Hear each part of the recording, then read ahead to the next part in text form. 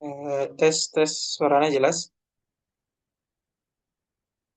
Tes satu dua Jelas, tiga. Ustaz. Jelas, Ustaz. Suara jelas, Sat? Naam, naam. Bentar ya. Oke. Apakah suaranya jelas?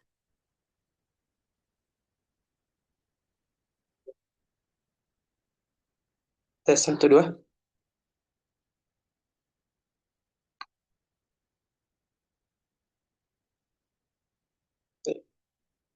Bismillahirrahmanirrahim. Assalamualaikum warahmatullahi wabarakatuh. Alhamdulillahi rabbil alamin. Wassalatu wassalamu ala nabiyil mursalin wa ala alihi wa ashabihi ajma'in. Amma ba'd. Rabbi syrah li sadri wa yassir li amri wahlul 'uqdatam min lisani yafqahu qawli. Amma ba'd. Para peserta live sekalian yang dirahmati oleh Allah Azza wa Jalla. Alhamdulillah, ya, tak terasa kita sudah berada di sepertiga bulan Sya'ban dan mungkin kurang lebih 20 hari lagi kita akan memasuki bulan yang sangat mulia yaitu bulan suci Ramadan. Oleh karena itu, sebelum kita memasuki bulan yang mulia tersebut, kita dianjurkan untuk mempersiapkan terlebih dahulu ilmu-ilmu mengenai tentang puasa Ramadan. Kemudian juga kita berdoa eh, mem- me- memasukkan kita atau membuat kita mendapati bulan yang mulia yaitu bulan suci Ramadan. Dan juga kita juga dianjurkan untuk memperbanyak amalan-amalan soleh di bulan Sya'ban agar kita terbiasa dan betul-betul maksimal ketika bulan suci Ramadan tiba. Oleh karena itu, salah satu yang akan kita lakukan di sini adalah menuntut ilmu tentang puasa Ramadan, yang salah satunya adalah pembatal puasa kontemporer, yang judulnya adalah pembatal puasa kontemporer. Namun sebelum kita menjelaskan tentang hal-hal yang kontemporer atau hal-hal yang baru, maka terlebih dahulu kita kembali ke hal-hal dasar. Apakah yang membatalkan puasa tersebut? Kita ngambil dari kitab Matan Safinatun Najah atau Penyempurna. Ini sebenarnya dilengkapi oleh Syekh Nawawi Al-Bantani, ya, rahimahullahu taala. Jadi yang menulis Matan Safinatun Najah adalah Ibnu Sumir Al-Hadrami, Syekh Ibnu Sumir Al-Hadrami, dan disempurnakan oleh Syekh Nawawi Al-Bantani di bab puasa karena beliau rahimahullah belum sempat menyelesaikan, cuma sampai bab zakat saja, sampai bab zakat, kemudian disempurnakan oleh Syekh Nawawi di bab puasa. Kita langsung melompat ke pembatal puasa. Kenapa kita langsung melompat ke pembatal puasa? Karena yang sebelumnya sudah ada kajian tentang syarat-syaratnya, kewajibannya, rukun-rukunnya, dan kita langsung ke inti atau pembahasan kita saat ini tentang pembatal-pembatal puasa. Yaqul Malik rahimahullah yabtulus saum biriddatin wa haidin wa nifasin aw wiladatin wa jununin walau lahzatan wa biiqma'in wa sukrin ta'adda bihi in amma jami'an nahar. Ya, jadi apa yang membatalkan puasa? Yang pertama di sini kata kala muallif atau Syekh Nawawi Al-Bantani rahimahullah adalah murtad. Ya, jadi yang pertama adalah murtad, yaitu keluar dari agama Islam. Ya, orang yang keluar dari agama Islam. Sudah jelas ya. Terus yang kedua adalah haid. Ya, itu adalah pembatal puasa orang yang haid, haram hukumnya untuk berpuasa. Oleh karena itu, mereka jika orang yang haid dan nifas ini termasuk pembatal-pembatal puasa. Ya, haid sudah jelas, nifas itu darah yang keluar setelah melahirkan dan juga melahirkannya juga itu termasuk sebagai pembatal-pembatal puasa ya, karena ada ini termasuk membatalkan puasa yaitu melahirkan yang tersendiri keluarnya janin ya. Kemudian kita lanjutkan pembatas selanjutnya yaitu wajununin walau lahfah, yaitu orang yang gila atau hilang akalnya walaupun sebentar. Jadi jika dia gila walaupun sebentar maka dia batal puasanya karena dia sudah tidak berakal. Karena dia sudah tidak berakal. Kemudian pembatal-pembatal selanjutnya dituliskan oleh mualif rahimahullah yaitu bi'igma'in atau pingsan ya. Pingsan atau dan mabuk. Ya, sukrin. Itu termasuk pingsan dan termasuk mabuk yang terjadi karena ulahnya sendiri. Ta'adda bihi. Ini dia secara sengaja, dia secara sengaja mungkin meminum khamar, nauzubillah min dzalik, ya, atau mungkin hal-hal yang lainnya yang menyebabkan bisa mabuk. Jadi dia secara sengaja, dan dia pingsan dan mabuk ini terjadi sepanjang siang hari. Dari awal ini hingga terbenamnya matahari. Awal diwajibkan puasa hingga berbuka, dia pingsan dan mabuk, maka puasanya batal ya. Karena dia sudah tidak berakal pada waktu tersebut. Jadi karena ulahnya sendiri, yang syaratnya tadi karena ulah sendiri atau karena sengaja, dan yang kedua adalah terjadi sepanjang siang, itu dari awal hingga akhir, dari awal puasa hingga akhir. Tapi di sini dalam kitab Nailur Raja ya, ada tambahan pembatal-pembatal puasa yang disebutkan di atas, yang belum disebutkan. Ya, kata dalam mu'alif Nailur Raja, kitab Nailur Raja, itu yang pertama adalah masuknya suatu benda ke dalam tubuh melalui lubang yang terbuka. Jadi jika ada benda ya yang masuk ke dalam tubuh kita ya dalam melalui lubang yang terbuka ya, al-manfaz al-maftuh ya, atau jika ada itu termasuk pembatal-pembatal puasa ya. Dan mazhab Syafi'i termasuk ausa dalam masalah ini. Termasuk oleh karena itu dikatakan manfaat al-maftuh itu lubang yang tembus itu apa saja ya, jika ada yang masuk melalui hidung, mulut, telinga, kemaluan, dan dubur. Nanti dijelaskan secara rinci di slide selanjutnya. Jadi di sini jika ada suatu benda atau ain, ya, jadi suatu benda ini suatu benda yang masuk ke dalam tubuh, ya, masuk ke dalam tubuh atau biasa ulama menyebutkan al-jauf. Ya, di sini jauf ini terdapat juga perbedaan pendapat. Ya, ada yang mengatakan dia lambung atau hal-hal ada banyak khilaf di sini. Memang kita tidak akan menjelaskan hal tersebut. Kita fokus ke kajian kita saja, ke ringkasnya saja, bahwasanya dalam mazhab Syafi'i bahwasanya al-manfaz al-maftuh atau lubang yang dimaksud adalah hidung, mulut, telinga, kemaluan, dan dubur. Kemudian masuk ke bagian dalam al-jaf itu apa saja ya, perut tadi, kemudian otak, bagian dalam telinga, bagian dalam kemaluan, bagian dalam dubur, kemudian ya dan setelahnya. Intinya mazhab Syafi'i yang betul-betul termasuk luas dalam pembahasan al-jaf ini. Oleh karena itu mereka menganggap semua yang masuk itu, benda tersebut yang masuk ke dalam tubuh melalui lubang tersebut itu membatalkan puasa. Ya, nanti secara rinci akan lebih jelas ketika dibahas dalam contoh-contohnya. Yang kedua, yaitu ya ini muntah dengan sengaja. Muntah dengan sengaja. Kalau tidak sengaja itu tidak masalah, ya. Tidak membatalkan puasa. Tapi kalau muntah dengan sengaja atau dengan dia sengaja ingin muntah dengan sengaja, maka itu batal puasanya. Namun jika dia tidak sengaja, ya, tiba-tiba misalnya keluar makanan di perutnya secara tidak sengaja, maka itu tidak membatalkan puasanya. Kemudian yang ketiga dijelaskan oleh penulis rahimahullah, ini keluar mani, ya.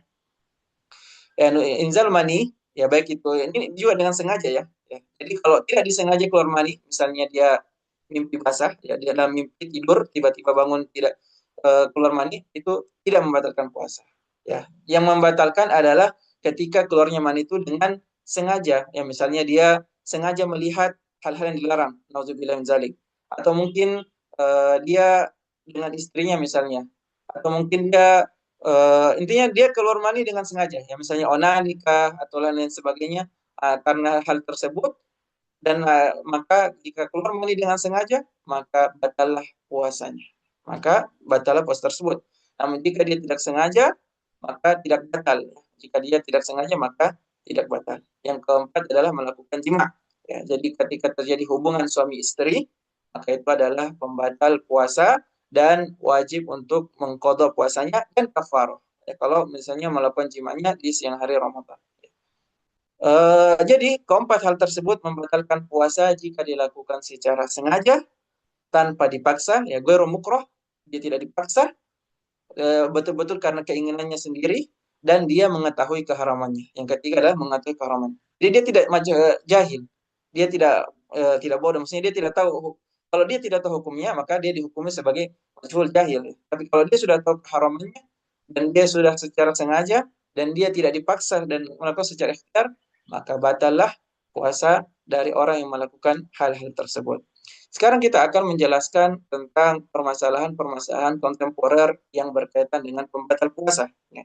Jadi di bab ini mungkin kita akan jelaskan apa sih hal-hal yang membatalkan puasa di zaman saat ini yang mungkin sering ditanyakan atau mungkin sering ada dalam pembahasan para ulama-ulama yang terkini. Ya. Ada ya, jadi kita tapi di sini ya kami garis bawahi bahwasanya di sini akan dijelaskan dalam mazhab fikih, tapi kita tetap tidak ta'assub ya. Dalam mazhab fikih Syafi'i, tapi kita tidak ta'assub. Jadi kita cuma menjelaskan, kemudian nanti kita jelaskan alasan-alasannya dan lain-lain sebagainya, tapi tetap kita tidak ta'assub atau fanatik dalam satu mazhab kita.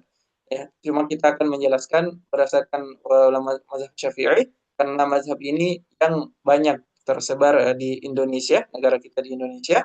Namun tadi ya, kita tidak ta'assub, kita tetap kembali kepada dalil, kita tetap berlandaskan kepada Al-Qur'an dan As-Sunnah. Baik, kita langsung saja ke bagian permasalahan kontemporer ya. Di sini di slide selanjutnya, di PDF selanjutnya adalah ini disusun oleh Abu Syarif Al-Jawi, ya, masalah kontemporer seputar pembatal puasa menurut perspektif ulama Syafi'iyah. Menurut perspektif ulama Syafi'iyah. Jadi di sini dijelaskan tentang ulama Asy-Syafi'iyah, tapi nanti kita juga akan jelaskan yang kami ketahui tentang ulama-ulama yang lainnya. Ya, pendahuluan. Kita akan mulai dari pendahuluan. Bahwasanya ya pendahuluannya di sini siapa permasalahan kontemporer tentang pembatal puasa berkaitan dengan pembatalnya tadi. Yang pertama tadi yang dijelaskan, masuknya ain atau suatu benda ya ke dalam tubuh ya al-jauf. Makanya di sini tadi saya bilang al-jauf di sini ulama di sini banyak berbeda pendapat tentang al-jauf. Dari sini pula lah akhirnya ada yang mengatakan ada yang batal, ada yang tidak batal ya. Dan panjang ya kalau kita mau jelaskan. Jadi kita cukup secara ini aja secara mazhab Syafi'i. Kemudian setelah itu kita tawassul di contoh-contohnya. Yang pertama tadi masuknya benda ke dalam tubuh melalui rongga yang terbuka atau al-manfaz al-maftuh. Ya. Jadi ada jika masuknya benda ke dalam tubuh melalui rongga yang terbuka. Tadi di contoh yang pertama tadi ya, ketika kita jelaskan di pembatalan puasa di sini yang pertama tadi, itu dijelaskan bahwasanya masuknya benda ke dalam tubuh melalui rongga terbuka itu adalah pembatal puasa. Oke, tadi sekarang kita jelaskan ya. Al-manfaz maftuh sudah dijelaskan ya masing-masing di sini. Al-ain, apa itu benda? Segala zat atau benda yang berfisik. Ya. Jadi kayak semua zat yang berfisik ya yang bisa kita pegang, sentuh, raba dan segala macamnya. Oleh karena itu angin, gas ya atau rasa atau bau itu tidak termasuk dalam kategori ain ini, tidak termasuk dalam kategori zat. Ya. Jadi apa itu zat saja? Tadi itu segala zat atau yang berbentuk fisik ya. Jadi yang tidak masuk yaitu gas dan juga tidak masuk di sini kayak rasa atau bau. Nah, sekarang kita masuk ke jauf.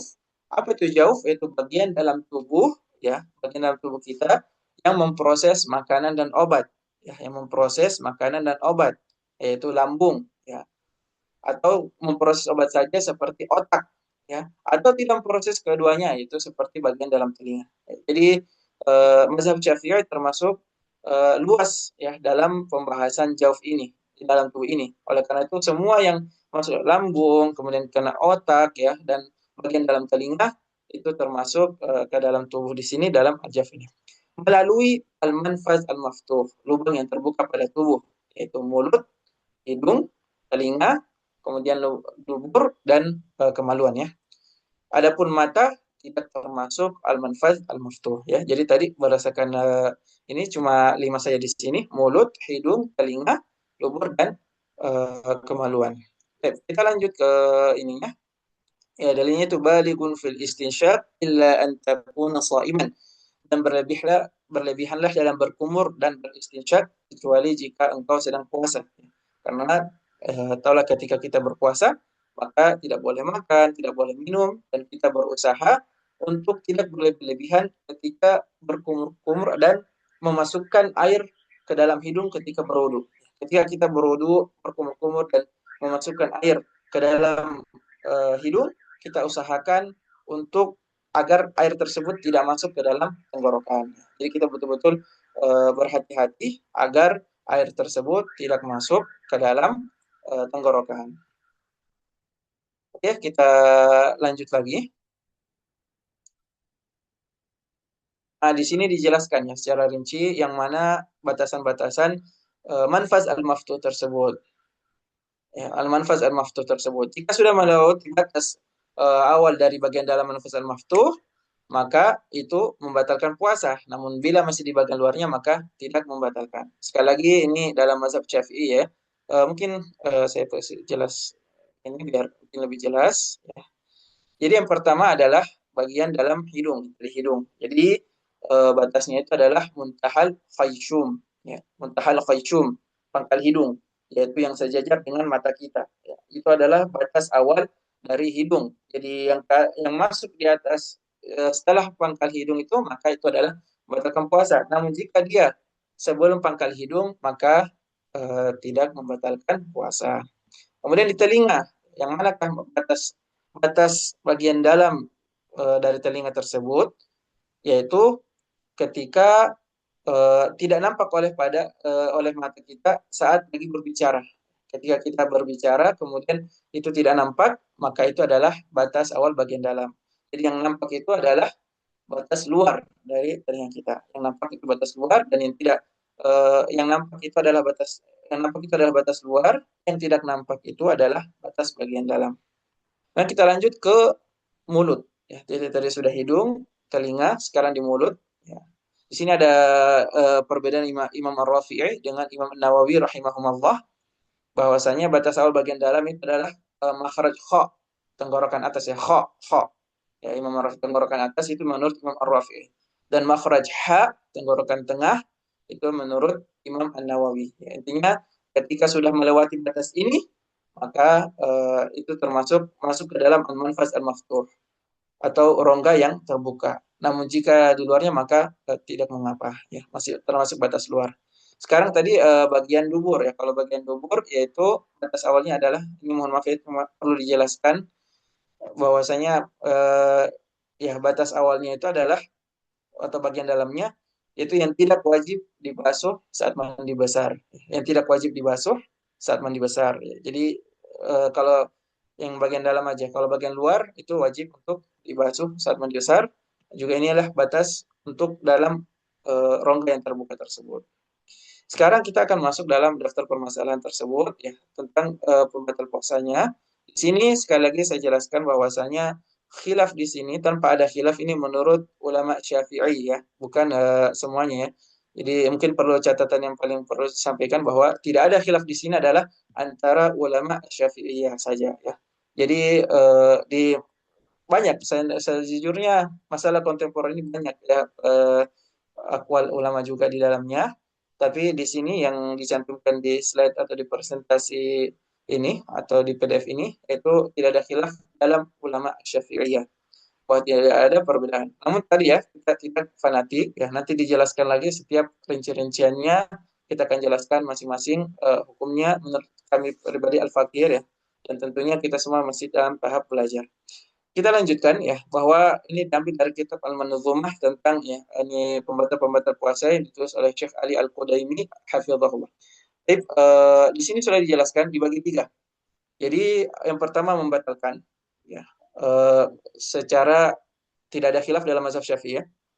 Kemudian tidak membatalkan sama sekali, tidak ada khilaf dalam mazhab Syafi'i, dan terdapat khilaf atau perincian akan hukumnya. Nanti dijelaskan semua masing-masing. Kita langsung saja ke bagian pertama, yaitu membatalkan dan tidak ada khilaf dalam mazhab Syafi'i. Yang pertama dijelaskan di sini adalah rokok ya, atau vape, rokok elektronik yang sekarang. Itu adalah membatalkan hukumnya ketika orang merokok atau vape itu membatalkan puasa.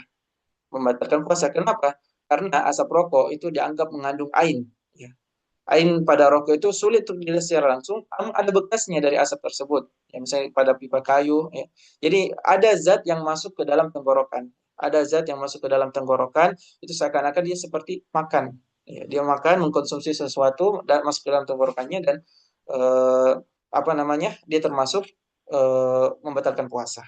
Adapun perokok pasif atau orang menghirup asap rokok saja, maka tidak batal. Jadi yang batal di sini adalah yang merokok atau perokok aktif. Yang merokok itu adalah jadi dia sudah batal puasanya dan melakukan ya sebuah pelanggaran lagi. Ya, jadi betul-betul kita usahakan atau kita anjurkan ya di bulan Ramadan nanti semoga orang-orang yang merokok ini ya mungkin berusaha bertahap untuk mengurangi lagi merokoknya ya dengan secara sedikit demi sedikit dan semoga setelah selesai bulan Ramadan sudah tidak merokok lagi agar eh, bulan Ramadan bisa dijadikan sebagai bulan untuk belajar ya atau bulan untuk membiasakan diri untuk tidak merokok. Barakallahu fikum. Yang kedua yaitu yang biasa dikenal dengan Ventolin inhaler ya. Mungkin gambarnya kurang jelas ya. Jadi Ventolin inhaler ini adalah obat yang digunakan oleh penderita asma ketika kambuh ya. Jadi dihirup oleh penderita asma ketika kambuh ya. Ulama Syafi'i mengatakan bahwa saat seseorang menghirup Ventolin ini atau Ventolin inhaler ini ada uap cair yang masuk ke tenggorokan. Jadi membatalkan puasa. Ya, jadi oleh karena itu tadi ya, sekarang kita ke intinya. Kalau misalnya ada uap cair, ada cairan yang masuk ke dalam tubuh ke saat memakai Ventolin inhaler ini, maka itu sudah membatalkan puasa ya.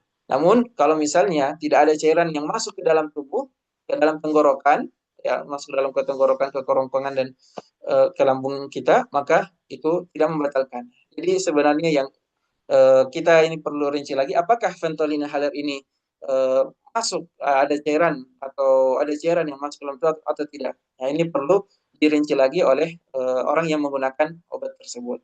Namun ulama Syafi'i di sini mengatakan bahwasanya Ventolin inhaler ini membatalkan puasa. Yang ketiga adalah namanya enema. Enema ini adalah biasanya digunakan untuk melancarkan buang air besar. Melancarkan buang air besar. Jadi dimasukkan cairan ya ke dalam anus untuk tujuan tertentu ya. Jadi dimasukkan cairan ke dalam anus untuk tujuan tertentu untuk memperlancar seperti salah satunya adalah memperlancar buang air besar. Ya kenapa ulama Syafi'i mengatakan bahwasanya enema ini membatalkan puasa? Ya tadi masuk ain cairan ke dalam manfaz al-maftuh yaitu anus ya atau ya keramakumullah yang masuk ke dalam anus ada rongga terbuka maka itu termasuk dalam membatalkan puasa karena memasukkan cairan, ya, memasukkan cairan ke dalam melalui al-manfaz al-maftuh tadi. Jadi mazhab Syafi'i ini sangat luas dalam pembahasan al-manfaz al-maftuhnya. Jadi ketika ada cairan, ada zat yang masuk ke dalam tubuh melalui al-manfaz al-maftuh, ya maka dalam mazhab Syafi'i itu termasuk membatalkan puasa. Kemudian yang selanjutnya adalah kateter urin. Kateter urin ini alat yang dimasukkan ke dalam saluran ini dalam ini untuk memperlancar ke dalam kemaluan untuk memperlancar urin, untuk memperlancar agar bisa buang air kecil dan memudahkan untuk keluarnya urin. Dalam mazhab Syafi'i ya ini termasuk ain yang memasukkan sesuatu alat yang ke dalam kemaluan. Nah, maka mereka mengatakan dalam mazhab Syafi'i bahwa ini membatalkan puasa. Namun juga ya ada juga fatwa ulama yang mengatakan bahwasanya ini tidak membatalkan puasa. Mereka berlandaskan bahwasanya kateter urin ini kan tidak termasuk yang memberikan kayak seperti makan begitu, bukan seperti makan, bukan seperti minum, dan hanya untuk memperlancar. Ya, namun tadi ya kita di sini cuma menjelaskan bahwasanya dalam mazhab Syafi'i satu alat yang masuk ke dalam tubuh melalui al-manfaz al-maftuh maka itu membatalkan puasa. Kemudian lanjut lagi ya suppositoria ya mungkin biasanya ini digunakan untuk orang yang penyakit ambeien. Suppositoria ini biasanya dipakai oleh orang yang berpenyakit ambeien itu biasanya juga digunakan untuk eh, orang yang ada penyakit di yaitu ya di duburnya. Jadi dimasukkan untuk memperlancar mungkin buang air besar kah atau mungkin pembengkakan eh, ini ada pembengkakan di ininya maka dimasukkanlah obat suppositoria tersebut. Ini kata ulama Syafi'iyah bahwasanya ini termasuk membatalkan puasa karena memasukkan sesuatu ya zat ke dalam tubuh melalui al-manfaz al-maftuh tadi yaitu melalui anus atau kemaluan. Kita lanjut lagi ya, gastroskopi. Ya, gastroskopi adalah prosedur untuk memeriksa kondisi kerongkongan, perut, dan bagian awal usus 12 jari. Jadi ini biasanya digunakan dokter untuk melihat ya biasanya apa yang terjadi dalam eh, dalam si pasien, dalam tubuh pasien. Ya. Jadi ini gastroskopi ini ya eh, di, eh, biasanya mungkin jelas ya kalau kita lihat gambarnya. Ya, ini mungkin secara jelas gambarnya di sini. Maka ini termasuk memasukkan alat ya ke dalam kerongkongan atau perut atau bagian awal usus 12 jari. Nah, itu termasuk memasukkan alat zat ke dalam tubuh melalui manfas al-maftuh. Maka ulama Syafi'i mengatakan bahwa ini termasuk membatalkan puasa. Kemudian swab nasofaring. Ya, swab nasofaring. Ya, mungkin sering ya ini waktu corona. Waktu corona biasanya swab mungkin waktu biasanya ini ditutup melalui hidung sampai ke dalam saluran bagian belakang hidung ya. Bahkan biasa sampai tenggorokan, bisa sampai ingin muntah biasanya kan atau tersedak gitu. Nah, ini dalam ulama Syafi'i mengatakan bahwasanya ini termasuk yang membatalkan puasa karena mengambil spesimen melebihi pangkal hidung. Ya. Muntahal khaisumnya dilewati batas dalamnya. Di ulama Syafi'i mengatakan bahwasanya swab ini termasuk yang membatalkan puasa karena memasukkan zat yang melalui al-manfaz al-maftuh ya ke dalam hidung tadi melewati batas yang manfaz al-maftuh.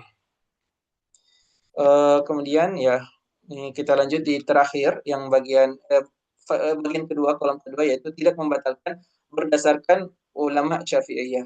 Ya, berdasarkan ulama Syafi'iyah. Yang pertama adalah masalah berbekam atau hijamah ya. Ya, berbekam atau hijamah ini termasuk banyak sekali khilafnya ya. Jadi perbedaan khilaf di sini antara jumhur dengan Al-Hanabilah, ulama Al-Hanabilah ya. Jadi jumhur mengatakan bahwasanya bekam atau hijamah itu tidak membatalkan puasa. Namun ya ulama Hanabilah, Syekh bin Baz, Syekh Utsaimin itu mereka mengatakan bahwasanya rahimahumullah jami'an ya bahwasanya berbekam ini membatalkan puasa. Bahwasanya berbekam ini membatalkan puasa ya. Kenapa mereka berbeda pendapat ya? Dalam hadis riwayat Abu Hurairah ya bahwasanya ada hadis dalil yang mengatakan telah berbuka atau batal puasanya orang yang membekam dan yang dibekam. Ada dalilnya yang mengatakan bahwasanya orang yang membekam dan dibekam itu batal puasanya.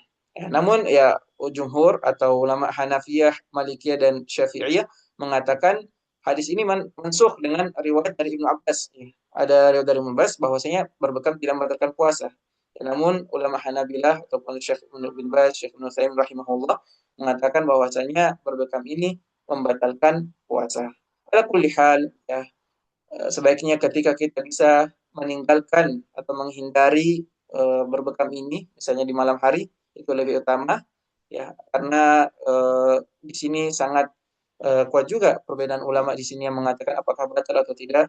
Dan jika kita berbekam pun, ya, ini sama saja membuat diri kita lemas, loyo, ya membuat semakin tidak bersemangat menjalankan ibadah puasa. Oleh karena itu, jika seandainya bisa diakhirkan pada waktu malam, itu lebih utama agar kita menjalankan ibadah puasa itu dengan lebih semangat dan eh, lebih semangat lagi, tidak loyo ya. Kemudian yang kedua, yang tidak membatalkan dalam mazhab Syafi'i adalah donor darah. Ini tadi kembali mirip dengan hukumnya al-hijamah tadi ya. Jadi ulama Hanabilah mengatakan donor darah ini membatalkan puasa ya, karena dia mengeluarkan darah membuat tubuh lemah, kemudian eh, membuat loyo, lemah dan akhirnya tidak semangat berpuasa. Namun ulama Syafi'iyah yang mengatakan bahwa tidak ada benda yang masuk ke dalam tubuh dalam rongga terbuka, ya tidak ada zat yang masuk ke dalam tubuh melalui rongga terbuka, maka tidak membatalkan puasa. Namun ya kembali lagi ya, ketika kita sudah mendonorkan darah, afwan, ketika sudah mendonorkan darah, maka akan terasa lemas juga. Jadi seandainya sebaiknya diakhirkan di eh, waktu malam hari itu lebih utama agar kita bisa menjalankan ibadah puasa lebih semangat lagi dan lebih tidak loyo. Sekarang obat yang masuk melalui pori-pori. Nah, ini contohnya adalah misalnya salep atau mungkin krim dan lain sebagainya.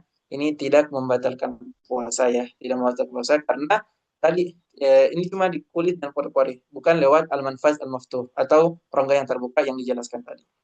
Kemudian selanjutnya fixed inhaler ya, yaitu mungkin sesuai yang gambar ini, semoga jelas gambarnya.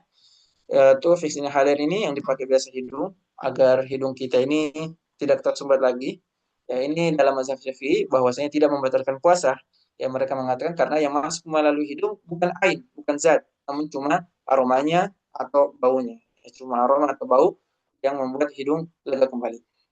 Kemudian mencium parfum. Mencium parfum itu tidak membatalkan puasa ya, karena yang masuk melalui hidung bukanlah zat, tapi hanya sekedar bau. Bukanlah zat, tapi hanya sekedar bau. Kemudian memakai celak ya, memakai celak celak mata itu juga tidak membatalkan puasa ya, karena tadi karena mata ini adalah bukan rongga yang terbuka yang membatalkan puasa. Jadi bukan al-manfaz al-maftuh. Jadi memakai celak tidak membatalkan puasa.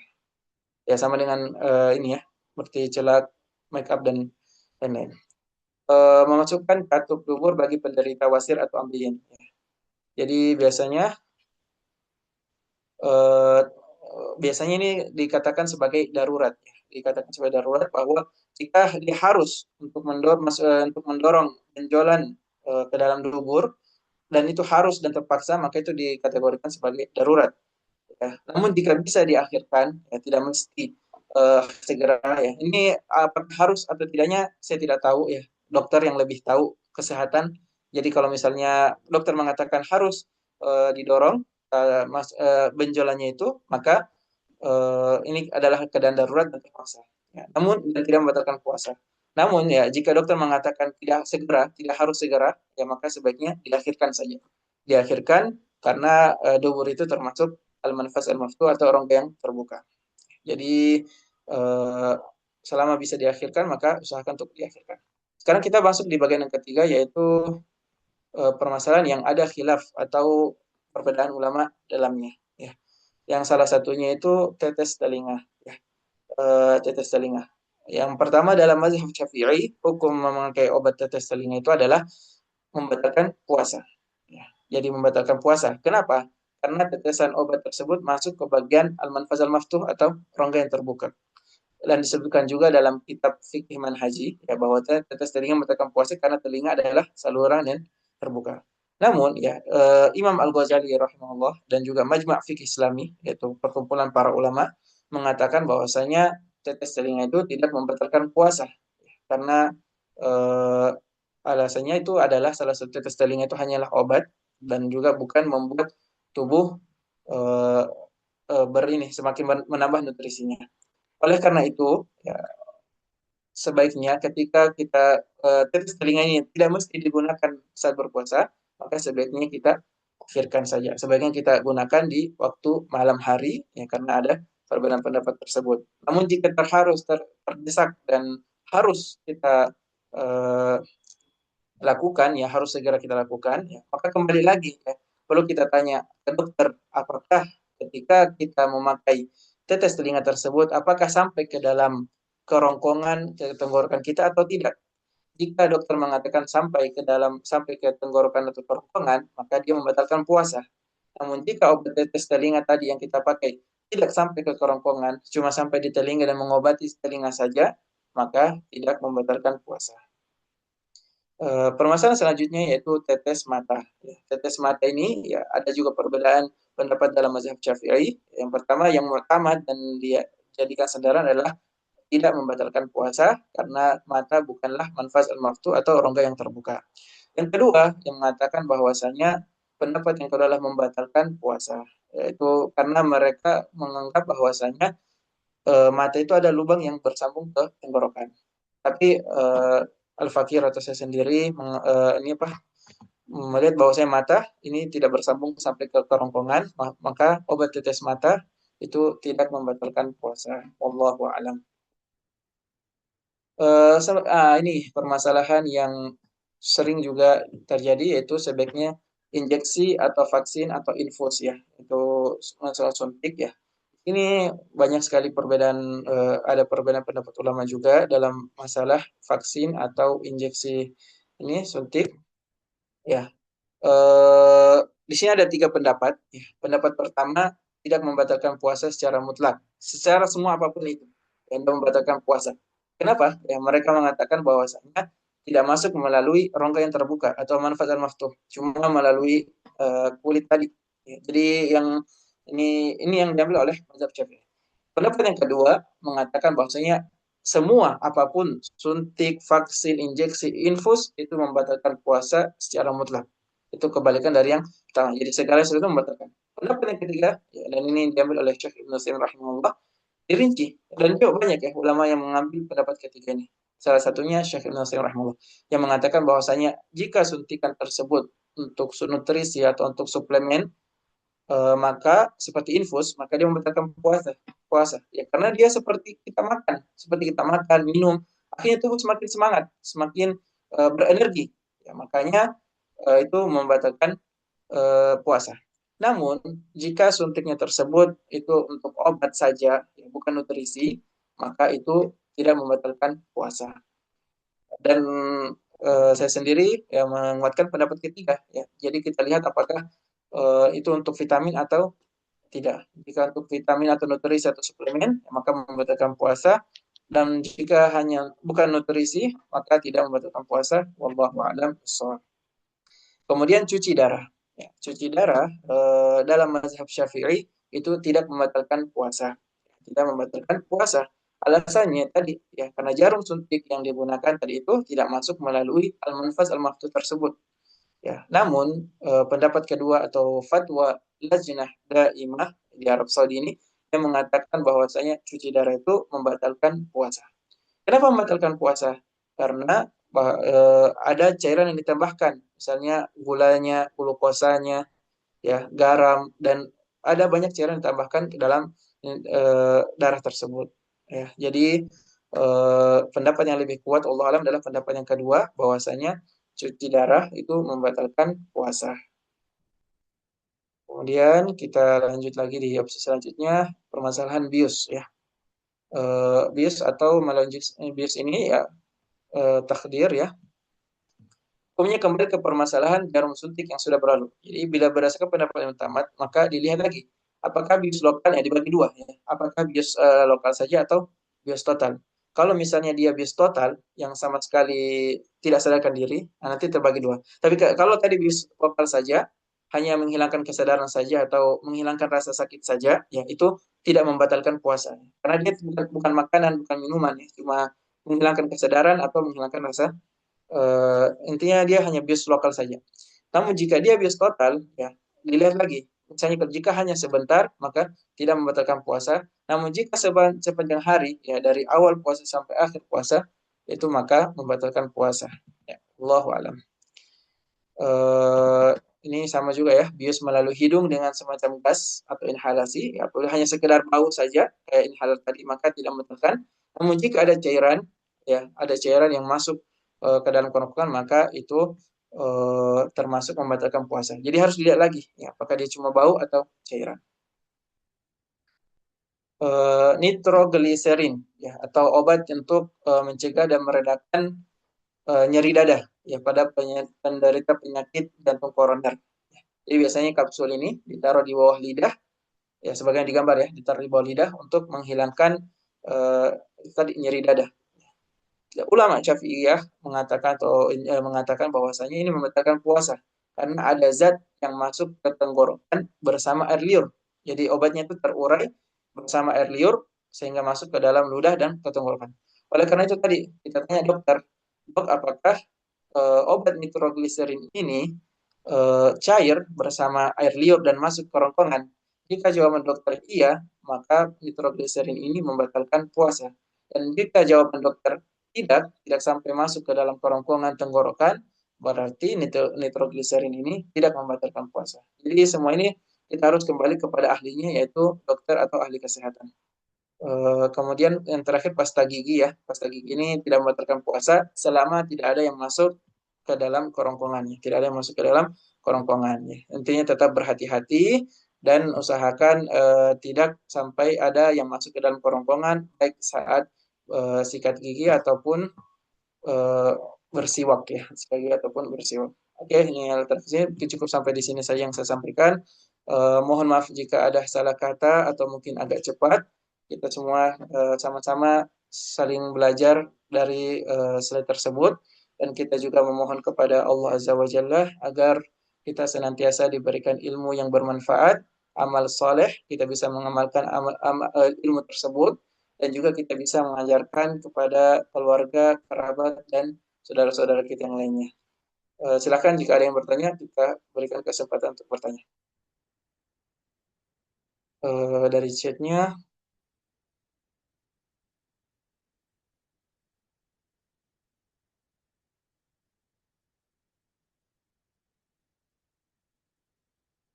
oh ya nanti materi insya Allah dibagi di grup ya insya Allah.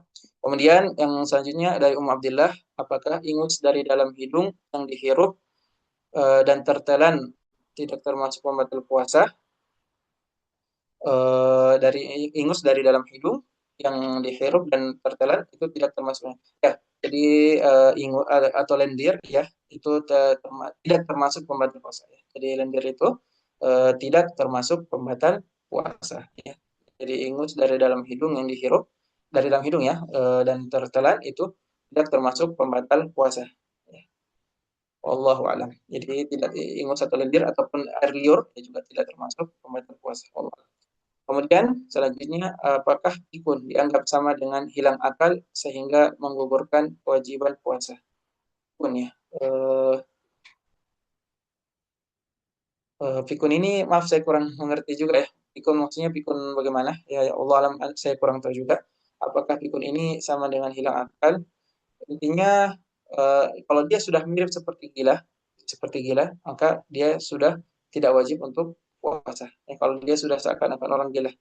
Namun jika dia seperti orang sakit yang mungkin masih masih bisa diajak ngomong, eh, masih berakal, masih paham ngomong dan lain sebagainya, maka dia termasuk yang orang yang wajib puasa. Namun ya tadi kembali jika dia termasuk orang tua yang sudah tidak mampu untuk puasa atau dia mungkin termasuk orang tua yang atau ada penyakitnya, penyakit yang sudah susah sembuh, penyakit yang berat, maka tidak wajib baginya puasa, namun dia harus mengeluarkan fidyah. Mengeluarkan fidyah. Allahu alam. Semoga pertanyaan jelas dan mohon maaf jika ada kekurangan. Kayaknya cukup ya, atau masih ada lagi?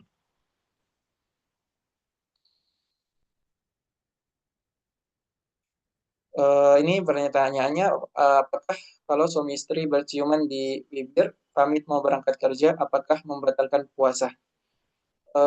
Sejujurnya saran saya pribadi, apalagi suami istri ya, ketika berpuasa usahakan hindari hal-hal yang bisa menyebabkan puasa kita batal.